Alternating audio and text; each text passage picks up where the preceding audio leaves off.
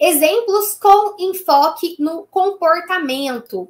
Um não exemplo. O aluno vai permanecer na tarefa 80% do tempo. Por que é um não exemplo? Objetivo muito vago. Nós temos diferentes formas que os alunos podem demonstrar que eles estão permanecendo na tarefa. O que você está chamando de permanecer na tarefa? Então, a gente precisa especificar isso. A gente também precisa especificar qual contexto que se vai ocorrer na sala de aula, na aula de matemática, na aula de português. A gente precisa ter uma organização e especificar as coisas. As pessoas têm muita dificuldade nisso. É difícil você especificar também em termos de porcentagem do tempo que o aluno ele permaneceu na tarefa. Então, a gente poderia substituir essa medida por exemplo, ficar independente na tarefa. Então, seria aí algo legal. Então, um exemplo disso, como que a gente poderia melhorar a escrita desse objetivo?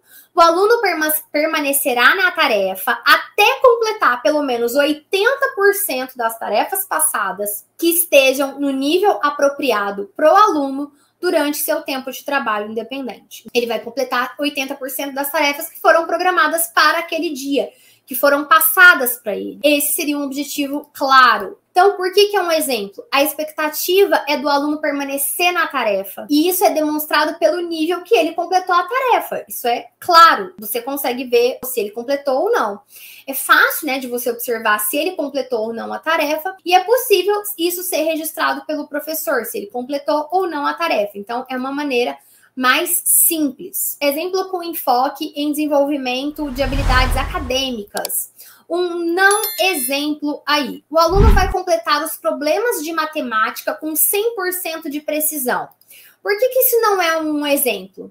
Porque o objetivo ele é muito vago. Nós temos muitos tipos de problemas de matemática e é importante também você considerar a fluência, ou seja, quão rápido ele está executando essa tarefa. Você está considerando só a precisão, se ele acertou ou não, você está considerando só o resultado final, mas se ele acertou, mas ele demorou muito tempo do que seria esperado para ele conseguir executar essa tarefa. Então, é importante você considerar se essa fluência está sendo considerada ou não. Então, a gente precisa aí verificar isso. Então, um exemplo, o aluno vai completar problemas básicos de adição de forma fluente e precisa. Por que isso é um objetivo? Esse objetivo, ele é específico a problemas o quê? Básicos de adição. Envolve múltiplas operações matemáticas, subtração, divisão, multiplicação, são básicos de adição, e o critério de domínio é o aluno ser fluente e preciso, ou seja, ele conseguir realizar aquele problema em um tempo que seja razoável. Ele não pode demorar 60 minutos para resolver um problema simples, básico de adição. Então, aqui a gente tem um objetivo mais específico. Um exemplo envolvendo habilidades de independência e autonomia. Um não exemplo. Ele vai na lanchonete da escola, né, de forma independente a cada dia, tá? Ele vai ser independente. Por que isso é um não exemplo? Porque existem várias formas dele ser independente. Tá, em todos os passos, o aluno ir até a lanchonete da escola, existem muitos comportamentos envolvidos em ele ir até a lanchonete da escola. Comprar o lanche, dar o dinheiro ou dar a ficha, pegar o troco, dar a ficha apropriada, pegar o lanche, voltar. É essa ideia de você pegar uma habilidade maior e você dividir ela em todos os pedaços. Então, a gente precisa ser mais específico em quais são as expectativas dessa independência. Qual que é o nível de independência? Ajustar o critério também de ensino, o critério de domínio.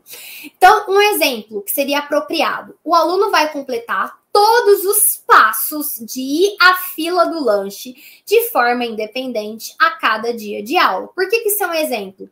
É um objetivo claro, ele é observável e o objetivo, ele já dá a sugestão de que vai ser criado o que a gente chama, tecnicamente, dentro da análise do comportamento, como um procedimento da aba, você vai criar uma análise de tarefas. Então, você vai escrever cada passo que esse aluno tem que realizar para que ele possa comprar o lanche dele. Ele tem que ir na fila, ele tem que esperar, ele tem que tirar o dinheiro ou a ficha do bolso. Então, você elabora uma análise de tarefas para que você possa saber se todos esses passos são disponíveis, estão sendo feitos por ele ou não.